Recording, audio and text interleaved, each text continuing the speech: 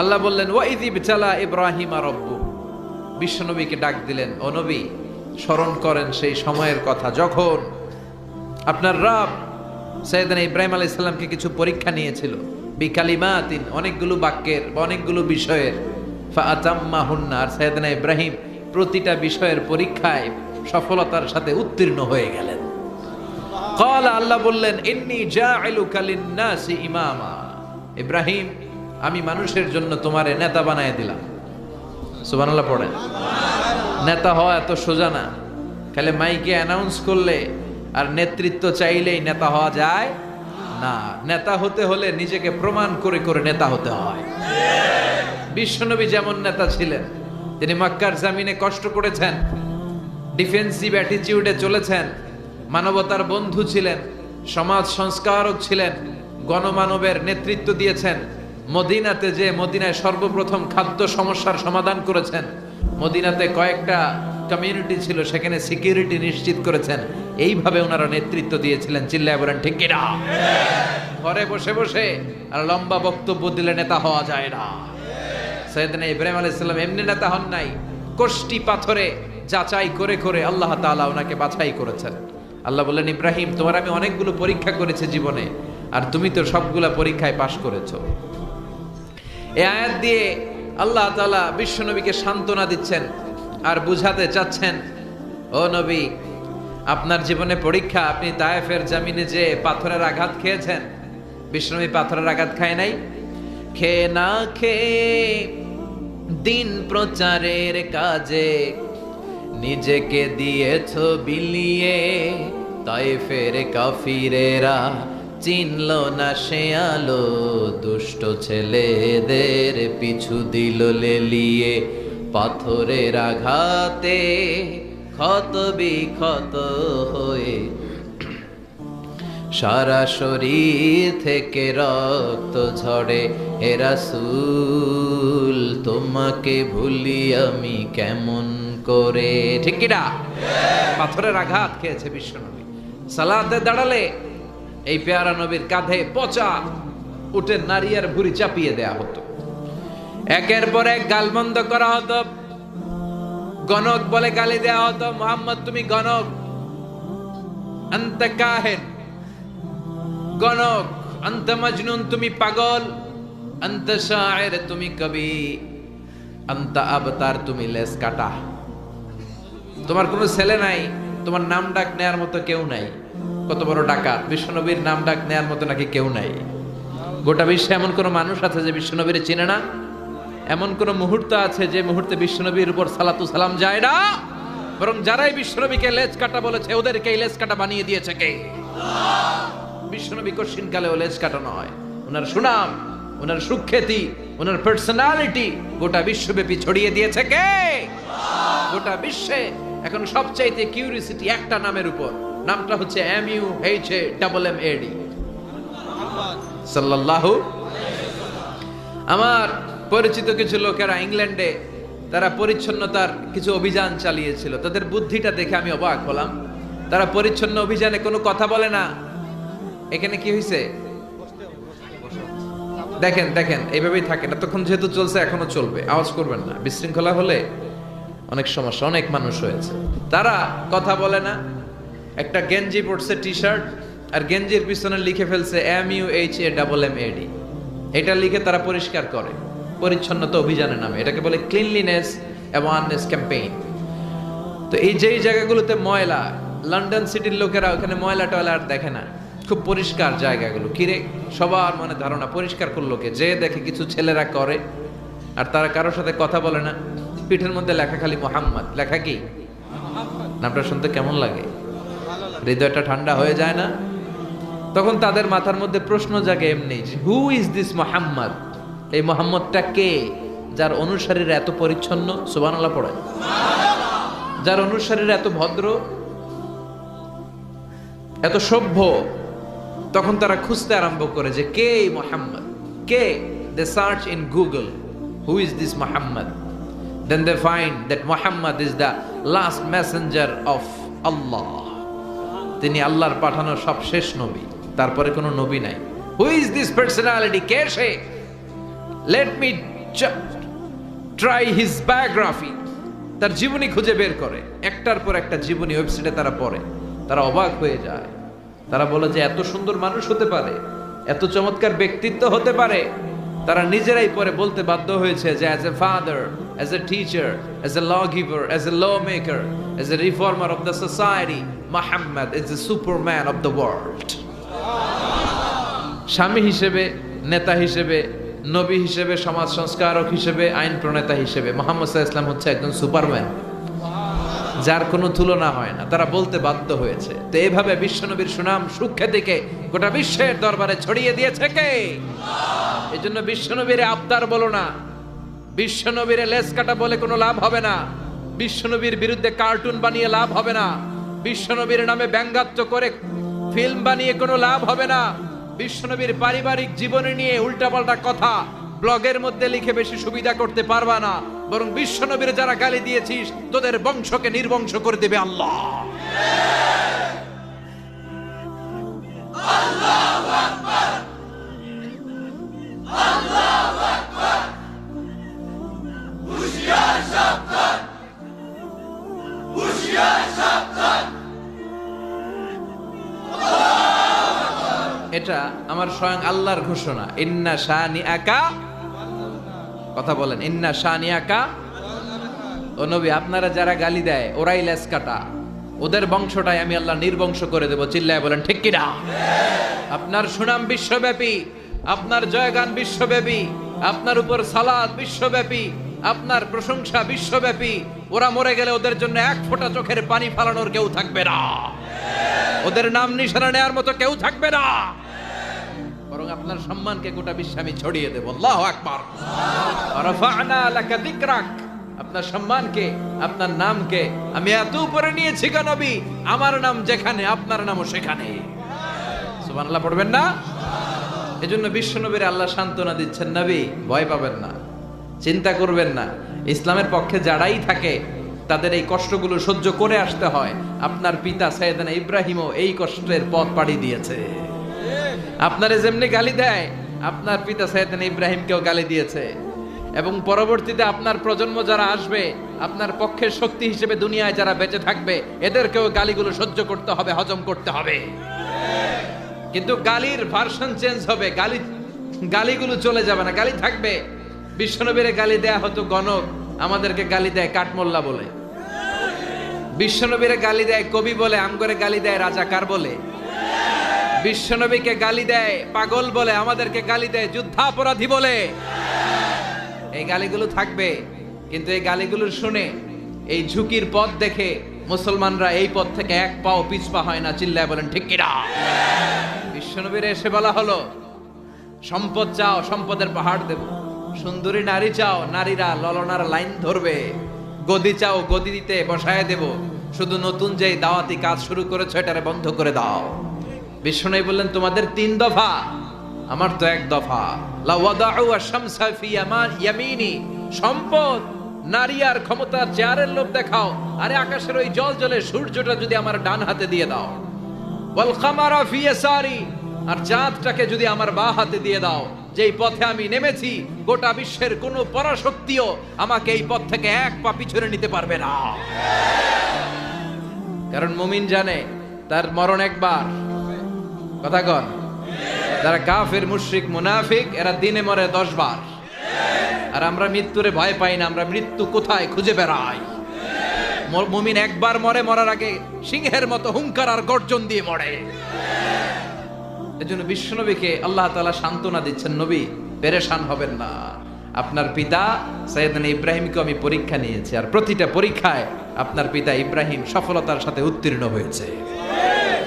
রব্বুল আলামিন বলেন, ওয়াইয ইবতালা ইব্রাহিম রাব্বুহু বিকালিমাতিন ফাতাম্মাহুন্না ক্বালা ইন্নী জাইলুকা লিন্নাসি ইমামা। নবী স্মরণ করেন এই সময়ের কথা যখন আমি আপনার পিতা ইব্রাহিমকে পরীক্ষা নিয়েছিলাম অনেকগুলো বিষয়ে, আর প্রতিটা পরীক্ষায় আপনার পিতা ইব্রাহিম সফলতার সাথে উত্তীর্ণ হয়েছে। প্রতিটা পরীক্ষায় গোল্ডেন এ প্লাস। সুবহানাল্লাহ, বাড়িতে গিয়ে কইেন। প্রতিটা পরীক্ষায় গোল্ডেন এ প্লাস, জিপিএ কথা কন, জিপিএ প্রতিটা পরীক্ষায় পাশ করে তিনি আল্লাহর কাছ থেকে গ্লোবাল অ্যাওয়ার্ড নিয়েছে। গ্লোবাল অ্যাওয়ার্ড পায় না, ডক্টরেট ডিগ্রি পায় না। বিশ্বনবী কে আল্লাহ তাআলা সান্ত্বনা দিয়ে বলেছেন যে আপনার পিতা সাইয়েদনা ইব্রাহিম প্রতিটা পরীক্ষায় পাশ করেছে। I have tested him with some trials and Ibrahim successfully overcome all the trials and tests. Allah said, Ibrahim, I'm gonna make you the leader. সুবহানাল্লাহ পড়েন। আমি একটার পর একটা টেস্ট করেছি, সব টেস্টে পাস। আল্লাহ খুশি হয়ে বললেন যাও, সবগুলাই যেহেতু পাস তোমার নেতা বানিয়ে দিলাম। আমাদের জীবনও পরীক্ষা আছে না নাই? আমাদের নবীদের জীবনে যেমনি ছিল আমাদের জীবনেও থাকবে। চিল্লায় বলেন ঠিক কিনা? এটা সুন্নাতুল্লাহ ফিল আরদ, এভাবেই চলে। হকের পক্ষে যারা থাকবে তাদেরকে এতটুকু কষ্ট স্যাক্রিফাইসের সাথে সহ্য করে নিতে হবে। চিল্লায় এখন ঠিক কিনা? সাইয়েদনা ইব্রাহিমকে প্রথম পরীক্ষা নিলেন আল্লাহ, অগ্নি পরীক্ষা। কি পরীক্ষা? নামরুদ বলল আগুনে ফেলবো, ঈমান ছাড়ো। সাইয়েদনা ইব্রাহিম কয় সব ছাড়মু, ঈমান ছাড়মু না। আগুনে ফেলে দেয়া হলো, ঈমান থেকে তাকে বিচ্যুত করা যায় নাই। তার মানে এই পরীক্ষায় তিনি পাশ করলেন। সুবহানাল্লাহ পড়ে। এরপর আল্লাহ দ্বিতীয় পরীক্ষা নিলেন, ইব্রাহিম তোমার সন্তান তোমার স্ত্রীকে মরুভূমিতে রেখে আসো। কোনো কথা না বলে স্ত্রী আর সন্তান মরুভূমি রেখে আসলেন। দুইজনকে মরুভূমির বুকে রেখে আসলেন। দ্বিতীয় পরীক্ষায়ও পাস। সুবহানাল্লাহ পড়েন।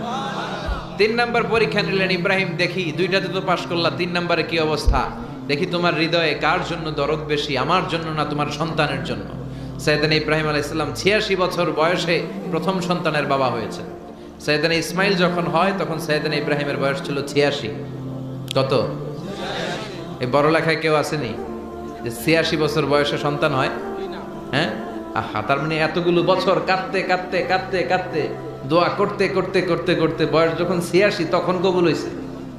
আর ওই কলিজার টুকরাটারে জবাই করতে বলা হলো, সাথে সাথে তলোয়ার নিয়ে গলার মধ্যে তিনি ছুরি লাগালেন। আল্লাহ বললেন থামো, কদ সাদ্দাকতা রুইয়া, এটা তো পাস। এই পরীক্ষায়ও আমি দেখতে চেয়েছিলাম ইসমাইলকে হত্যা হতে, আমি দেখতে চাই নাই। আমি দেখতে চেয়েছি তোমার ঈমানটা, কারণ এই ইসমাইল যদি এখানে মরে যায় তাহলে খেলা তো এখানেই স্টপ। কারণ এই ইসমাইলের ঔরসে আমি আখেরি জামানার পয়গম্বরকে পাঠাবো। এই ইসমাইলকে বাঁচিয়ে রাখা আল্লাহর জন্য নিজেই আল্লাহ ওয়াজিব করে নিয়েছেন। চিল্লায় পড়েন আল্লাহু আকবার। 3 নাম্বার পরীক্ষায়ও পাস। এবার 4 নাম্বার পরীক্ষা দিলেন আল্লাহ, বললেন ইব্রাহিম হজের ঘোষণা দাও, কাবাঘর নির্মাণ করো, গোটা বিশ্বের মানুষকে বলে দাও আগামী বছর থেকে সবার জন্য হজ আমি ওয়াজিব করে দিলাম। সম্পদশালীরা হজ করবে। আল্লাহ কিভাবে করব? আল্লাহ বললেন 3টা কাজ করতে হবে। নাম্বার 1, তোমার রাজমিস্ত্রির কাজ করতে হবে। কি কাজ? দেখেন কি কাজ আল্লাহ করাইছে ওনারে দিয়ে, কিভাবে পরীক্ষা নিয়েছেন। وَإِذْ يَرْفَعُ إِبْرَاهِيمُ الْقَوَاعِدَ مِنَ الْبَيْتِ وَإِسْمَاعِيلَ رَبَّنَا تَقَبَّلْ مِنَّا إِنَّكَ أَنْتَ السَّمِيعُ الْعَلِيمُ। সুবহানাল্লাহ পড়েন। বাপ বেটা মিলে কাবাঘর বানানো শুরু করলেন। পাথর টানলেন, পাথর কাটলেন, একটার পর একটা পাথর জোড়া লাগিয়ে রাজমিস্ত্রির দায়িত্ব পালন করলেন। আল্লাহু আকবার। তার মানে রাজমিস্ত্রি হিসেবে সফল, পাস। আল্লাহ বললেন ইব্রাহিম এবার ঝাড়ুদারের চাকরি করতে হবে। কিসের চাকরি? কথা বলেন। আল্লাহ বললেন তাহহিরা বাইতি লিত-তাইফিনা ওয়াল আকিফিনা ওয়ার রুকআইস সুজুদ। তাওয়াফকারীদের জন্য, রুকুকারীদের জন্য, সিজদাকারীদের জন্য বাপ বেটা মিলে কাবা ঘরকে ঝাড়ু দাও। মসজিদেরি ঝাড়ু বারদার ও কামারে হাত শোনো আমারে মুনাজাত। শোনো শোনো ইয়া ইলাহি আমারে মুনাজাত, শোনো আমারে মুনাজাত। পড়েন আমিন। বাপ বেটারে ঝাড়ুদার বানাইলেন, এই পরীক্ষায়ও পাস। ইচ্ছে মতো বাপ বেটা ঝাড়ু দিয়ে ক্লিন করে ফেলছে কাবাঘর। সুবহানাল্লাহ পড়বেন না? এরপর আল্লাহ বলেন খুব ভালো করেছ, ভেরি গুড জব। রাজমিস্ত্রির কাজ করলা, ঝাড়ুদারের কাজ করলা, এবার মুয়াজ্জিনগিরির দায়িত্বটাও পালন করে দাও। ওয়াআযিন ফিন নাসি বিল হজ্জি ইয়াতুকা রিজালান ওয়া আলা কুল্লি দামির ইয়াতিনা মিন কুল্লি ফাজ্জিন আমিক। সুবহানাল্লাহ পড়েন। রাজমিস্ত্রি, ঝাড়ুদার সবটাই হয়েছে, এবার মুয়াজ্জিনগিরি করো। কি করো? তার মানে আজান দাও। আজানের অর্থ হচ্ছে ঘোষণা দেয়া, অ্যানাউন্সমেন্ট। আজান মানে কি? অ্যানাউন্সমেন্ট। ইব্রাহিম ঘর যে বানালাম, হজের জন্য ঘর যে পরিচ্ছন্ন করলা, হজের ঘোষণা দাও। সাইয়েদনা ইব্রাহিম বললেন, আল্লাহ, জনমানব শূন্য এলাকা, মানুষ নাই, কোনো প্রাণী নাই, কোনো পাখি নাই, এই ভূমির ভেতরে, মরুভূমির ভেতরে কেউ নাই, কার সামনে হজের ঘোষণা দেব? আল্লাহ বললেন, তুমি একটা পাথরের উপরে উঁচু জায়গায় দাঁড়িয়ে ঘোষণা দাও। তোমার ঘোষণাটা আমি আল্লাহ নিজ দায়িত্বে পৃথিবীর সবগুলো মানুষের কানে পৌঁছে দেব। উনি দিলেন আজান। আইয়ুহান নাস ইত্তাখাযাল্লাহু বাইতান ফাহাজ্জু। ও দুনিয়ার মানুষেরা, আল্লাহ একটা ঘর বানিয়েছে এবং আদেশ করেছে, আজ থেকে এই ঘরে আসো তোমরা, প্রতি বছর জিলহজের ওই মাহেন্দ্রক্ষণে এসে এসে হজ করে যাও। ওই আওয়াজটা আল্লাহ পৃথিবীর সবার কানে তখন পৌঁছে দিলেন। আমরা তখন ছিলাম রুহের জগতে, পৃথিবীতে আসি নাই। আলামেল আরওয়াহে আমরা যারা ছিলাম, আমাদের কানেও আল্লাহ পৌঁছে দিয়েছেন। আর আমরা যারা লাব্বাইক বলে আওয়াজ করতে পেরেছি, তাদেরকে আল্লাহ হজ করার, উমরা করার নসিব করবেন। জোরে কোন ঠিক কিনা? দেখেন কেমনে পাস। আল্লাহ বললেন 4 নাম্বার পরীক্ষা, হজের পরীক্ষা, এটা তো পাস। সুবহানাল্লাহ পড়েন। এরপর আল্লাহ বললেন আরেকটা পরীক্ষা নিব, ইব্রাহিম নিজ হাতে নিজের সুন্নাতে খাতনা করে 5 নাম্বার পরীক্ষায় পাস করো। নিজ হাতে নিজের সুন্নাতে খাতনা। সুবহানাল্লাহ পড়েন। বুখারীর বর্ণনা, ইখতাতানা সাইয়েদনা ইব্রাহিম ওহু ইবনু 80 সানা বিল কুদুম। ওনার বয়স যখন 80 বছর ছিল। কয় বছর? আমাদের সুন্নাতে খাতনা হয় ছোটবেলায়। উনি 80 বছর বয়সে নিজ হাতে কুড়াল দিয়ে ওনার লজ্জাস্থানের সামনের অতিরিক্ত চামড়াটা কেটে দিয়ে নিজ হাতে নিজের সুন্নাতে খাতনা করেছেন। মর্যাদা, সম্মান এমনি হয় নাই, একটার পর একটা পরীক্ষায় তিনি পাস। এজন্য আল্লাহ বললেন, ইন্নী জাইলুকা লিন-নাসি ইমামা, Abraham, I am gonna make you the leader.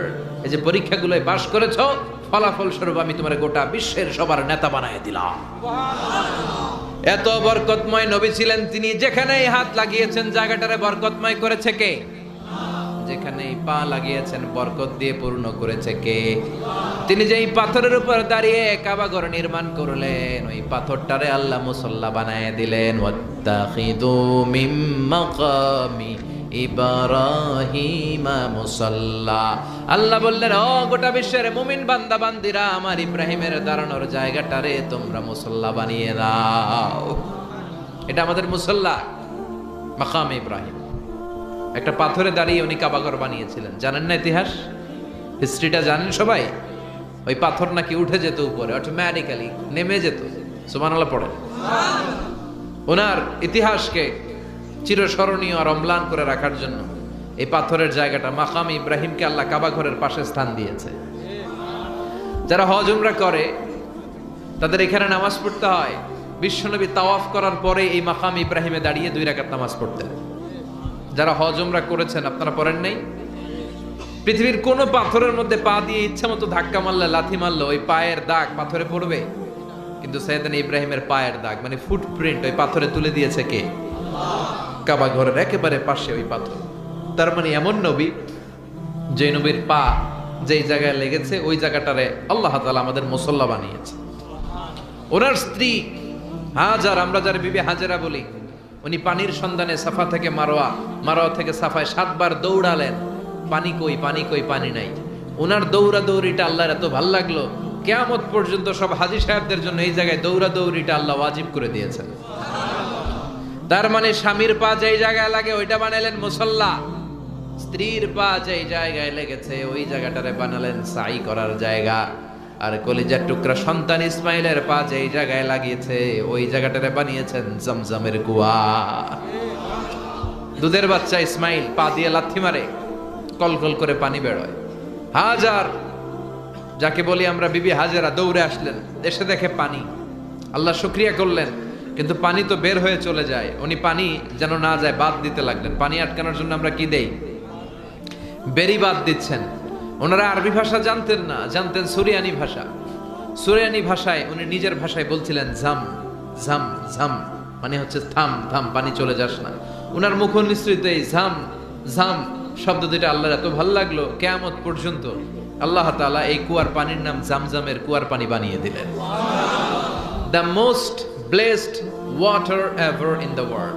পৃথিবীতে প্রাপ্ত প্রাকৃতিক পানিগুলোর মধ্যে সবচেয়ে ভালো পানি, পৃথিবীর সবচেয়ে ভালো পানির মধ্যে পানি হচ্ছে ভূগর্ভস্থ পানি, যেটা অনেক নিচ থেকে পাওয়া যায়, এটা খুব ফ্রেশ। আরেকটা হচ্ছে ডাবের পানি, আর এই সবগুলোর চেয়ে শ্রেষ্ঠ হচ্ছে এই জামজামের পানি। বিশ্বনবী বলেছেন মা উ জামজাম লিমা শুরিবালাহু, যে রোগের নিয়তে জামজাম খাবেন ওই রোগ ভালো করে দিবে কে? আবার বিশ্বনবী বলতেন ইন্নাহা মুবারাকা, এই পানিটা বরকতের পানি। ইন্নাহা তুআমু তুআমিন ওয়া শিফাউ সুকমিন, এই পানি খেলে শুধু তৃষ্ণা নিবারণ হয় না, এই পানি খেলে পেটের ক্ষুধাও দূর হয়ে যায়। পৃথিবীর সব পানি খেলে শুধু তৃষ্ণা নিবারণ হয়, কিন্তু জমজমের পানি খেলে ক্ষুধাও নিবারণ করে দেয় কে? আবার আল্লাহ বললেন ওয়াজআলনা ফি যুররিয়াতিহিন নুবুওয়াতা ওয়াল কিতাব, এই নবী এমন নবী যেই নবীর বংশে আমি অনেক কিতাব দিয়েছি, যেই নবীর বংশে আমি অনেক নবী দান করেছি। সুবহানাল্লাহ। এই পৃথিবীতে যত নবী আছে তার বেশিরভাগ সাইয়েদনা ইব্রাহিম আলাইহিস সালামের নাতিপুতি। সুবহানাল্লাহ কইতে বললেন না? দুই ছেলে, প্রথম ছেলের নাম ইসমাঈল, দ্বিতীয় ছেলের নাম ইসহাক। বলেন প্রথম ছেলের নাম কি? দ্বিতীয়টা? প্রথমটা? দ্বিতীয়টা? কিন্তু ইসমাইলের চ্যানেলে আল্লাহ কোনো নবী টবি দেয় নাই, সব নবী এসেছে ইসহাকের চ্যানেলে। হাজার হাজার পয়গম্বর এখানে এসেছে, আর সব নবীরা বলতো যে শেষ নবী হবে এমন নবী, তিনি হবেন শ্রেষ্ঠ নবী। এই চ্যানেলেই খালি নবী আর নবী আর নবী আর নবী। এই চ্যানেলে ইসমাইল আলাইহিস সালামের ঔরসে কোনো নবী নাই। এরা নবী পাইতে পাইতে বেশি অহংকারী হয়ে উঠছিল এই চ্যানেল। এরা মনে মনে মনে ভাবছে যে শেষ নবী যেটা আসবে এটাও এদিক দিয়ে আসবে, কারণ খালি নবী এদিক দিয়ে আসে। আর এই চ্যানেলের গালে দিত, কইতো এটা আটকুরা চ্যানেল, এটাতে কোনো নবী টবি নাই। কিন্তু আল্লাহর কি খেলা, আল্লাহ নবী পাঠাতে পাঠাতে পাঠাতে পাঠাতে পাঠাতে সাইয়েদনা ঈসা পর্যন্ত এসে স্টপ করে শ্রেষ্ঠ যেই নবীটা ওইটার আর এদিক দিয়ে পাঠালেন না, ওইটা ইসমাইল আলাইহিস সালামের চ্যানেলে পাঠিয়ে দিলেন। এজন্য আমরা হচ্ছে বানি ইসমাইল, আমরা কি? আর এরা হচ্ছে বানি ইসরাইল। ইহুদি, খ্রিস্টান, ইসলাম, তিন ধর্মের গোড়া লাগছে ইব্রাহিম আলাইহিস সালামের এদিকে। তিনটাই আল্লাহর দেয়া ধর্ম, তিনটারে বলে অ্যাব্রাহামেটিক ফেইথ। তবে ইহুদি, খ্রিস্টান ওরা শরিয়ার উপর চলে নাই, সব উল্টাপাল্টা করে ফেলাইছে ইচ্ছে মতো। কিন্তু আমাদের কোরআনের একটা অক্ষরও চেঞ্জ হয় নাই। গোটা বিশ্বের সবাই মিলে একটা অক্ষর চেঞ্জ করতেও পারবে না। চিল্লা এখন ঠিক কিনা? কোরআনের সবগুলো পাতা যদি আগুন দিয়ে জ্বালিয়ে দেয়, পৃথিবী থেকে কোরআন শেষ হয়ে যাবে। হাফেজদের হৃদয়ে কোরআন আছে না নাই? যদি আগুন লেগে ধ্বংস হয়ে যায়,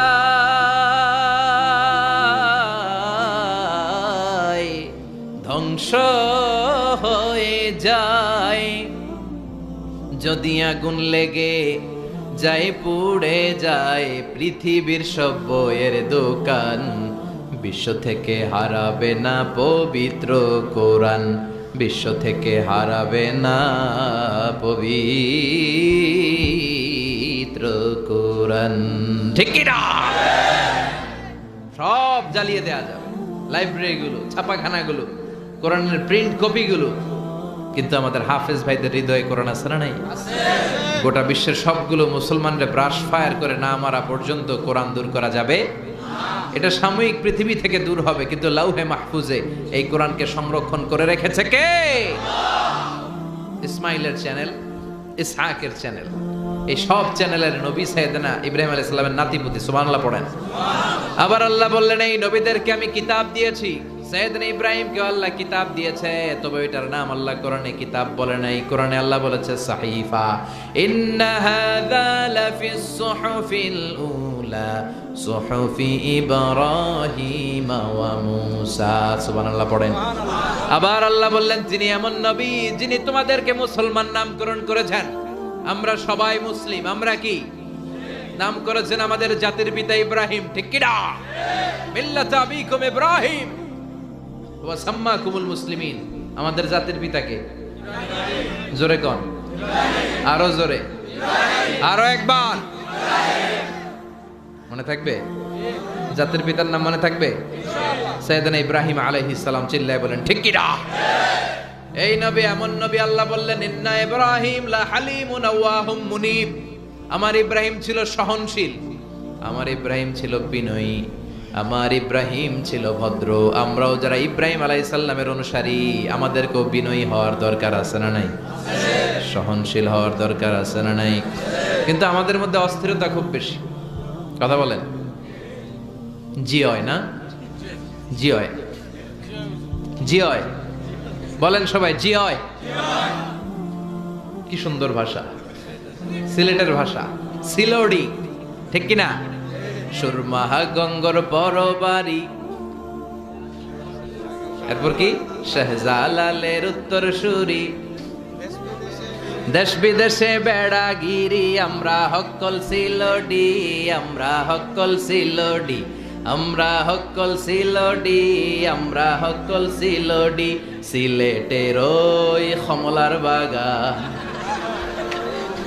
খাইলেই জুরায় হকলার পরা। সিলেটের চা না খাইলে ভাই, সিলেটের চা না খাইলে ভাই দিন কাটে না একটি, দিন কাটে না একটি। সুরমাহা গঙ্গর পরবাড়ি, শাহজালালের উত্তর সুরি, দেশ বিদেশে বেড়াগিরি, আমরা হক্কল, আমরা হক্কল সিলোডি, আমরা হক্কল সিলোডি, ঠিক কি না? সৌদি আরব, আবু ধাবি, লন্ডন, কুয়েত, কাতার যাবি, আমেরিকাতে গেলেও যে ভাই পাইবেন খালি সিলোডি, পাইবেন খালি সিলোডি, পাইবেন, পাইবেন খালি সিলোডি, পাইবেন খালি সিলোডি। সুরমাহা গঙ্গর পরবাড়ি, শাহজালালের উত্তর সুরি, দেশ বিদেশে বেড়াগিরি, আমরা হক্কল সিলোডি, আমরা হক্কল সিলোডি, আমরা হক্কল সিলোডি, ঠিক কি না? গোটা বিশ্বে সব জায়গায় সিলোডি আছে না নাই? আল্লাহ সিলেটি ভাইদেরকে তুমি ইসলামের জন্য কবুল করো। আমাদের জাতির পিতার নাম, চিল্লায় বলেন, জাতির পিতার নাম মিল্লাত আবিকুম ইব্রাহিম ওয়া সাম্মাকুমুল মুসলিমিন। তিনি তোমাদের মুসলিম জাতির পিতা, আর তিনি তোমাদের মুসলমান বলে নামকরণ করেছেন। চিল্লায় বলেন, ঠিক কি না? আবার আল্লাহ বললেন আমার ইব্রাহিম ছিল সহনশীল, অস্থির প্রকৃতির ছিলেন না, অহংকারী ছিলেন না, উনি ছিলেন বিনয়ী। তাই ওনার নামে আল্লাহর কোরআনের ভেতরে সূরা আছে না নাই? আলিফ লাম রা, কিতাবুন আনজালনাহু ইলাইকা লিতুখরিজান নাসা মিনায-যুলুমাতি ইলান নূর। সুবহানাল্লাহ পড়েন। সূরাতে ইব্রাহিম 114 সূরার মধ্যে ওনার নামে সূরা আছে না নাই? আবার আল্লাহ ওনারে বললেন সিদ্দিক, ওয়াজকুর ফিল কিতাব ইব্রাহিম ইন্নাহু কানা সিদ্দিকান নাবিয়্যা। হে নবী, আপনার কিতাবে আমার খলিল ইব্রাহিমের নামটা তুলে ধরেন, উনি ছিলেন সিদ্দিক, সত্যবাদী। কি ছিলেন? সত্য গ্রহণে, সত্য প্রকাশে, সত্যের ব্যাপারে আপোষহীন, সত্যের ক্ষেত্রে হকের ব্যাপারে কোনো আপোষ চলবে না। চিল্লা এখন, ঠিক কিনা? সাইয়েদনা আবু বকরকে বিশ্বনবী এই উপাধিটা দিয়েছিলেন, মেরাজ থেকে ফিরলেন, বিশ্বনবী বলতে আরম্ভ করলেন, মাঝরাতে বাইতুল মুকাদ্দাস গিয়েছি, 7 আকাশ 7 জমিন ঘুরেছি, আল্লাহর আরশ দেখেছি, জান্নাত জাহান্নাম দেখেছি, আবার ফজরের আগে ফিরে এসেছি।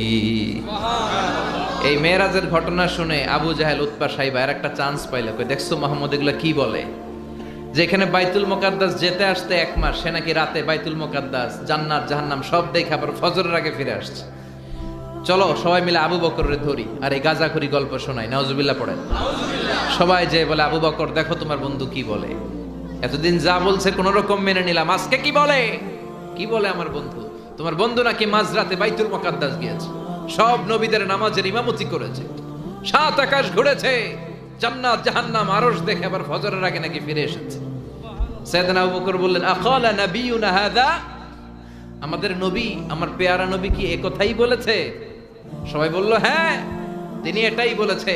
সাইয়েদনা আবু বকর দ্ব্যর্থহীন কণ্ঠে ঘোষণা করলেন, আমার বিশ্বনবী যদি বলে থাকে তিনি সত্য বলেছে, এই কথায় কোনো মিথ্যা নাই, এটা সত্য, এটা মহা সত্য।